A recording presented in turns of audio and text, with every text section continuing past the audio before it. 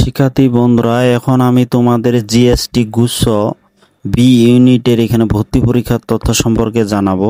এখানে জিএসটি গুচ্ছ তোমাদের 19টি বিশ্ববিদ্যালয় রয়েছে, তবে এক্ষেত্রে বিশ্ববিদ্যালয়ের সংখ্যা কম বেশিও হইতে পারে, কারণ অনেকে এখানে গুচ্ছতে আবার যোগ দেয়, অনেকে আবার বের হয়ে যায়। যাই হোক, এখানে বি ইউনিট কিন্তু মানবিক বিভাগের জন্য। এখানে দেখো যে 1 নাম্বার এখানে আসন সংখ্যা, মানবিক বিভাগের আসন সংখ্যা প্রায় 4,487টি।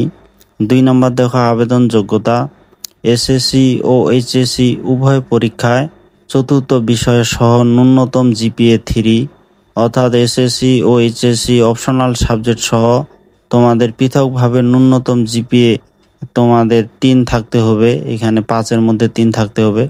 এবং এসএসসি ও এইচএসসি দুইটা মিলে সর্বমোট ন্যূনতম জিপিএ এখানে 6 থাকতে হবে, অর্থাৎ এসএসসি ও এইচএসসি দুইটা মিলে 10-এর মধ্যে সর্বনিম্ন তোমাদের 6 থাকতে হবে, তাহলে এখানে জিএসটি গুচ্ছ বি ইউনিটে তোমরা আবেদন করতে পারবে। 3 নম্বর দেখো পরীক্ষার ধরন, এখানে 100 নম্বর এমসিকিউ পরীক্ষা হবে, তোমাদের সময় 1 ঘন্টা। 4 নম্বর দেখো বিষয় ও নম্বর, এখানে তোমাদের বাংলা 35টি প্রশ্ন থাকবে, ইংরেজি 35টি প্রশ্ন, সাধারণ জ্ঞান 30, মোট 100টি প্রশ্ন থাকবে, 100 নম্বর। 5 নম্বর দেখো ফলাফল নির্ণয় পদ্ধতি, শুধু ভর্তি পরীক্ষায় প্রাপ্ত নম্বরের ভিত্তিতে মেধাক্রম প্রকাশ করা হয়। এখানে তোমাদের এসএসসি ও এইচএসসি রেজাল্টের উপর কোনো নাম্বার থাকবে না।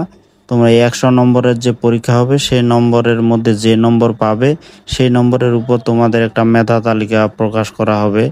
পরবর্তীতে বিভিন্ন বিশ্ববিদ্যালয়ের নিজস্ব নীতিমালা অনুসারে ভর্তি নিয়ে থাকে।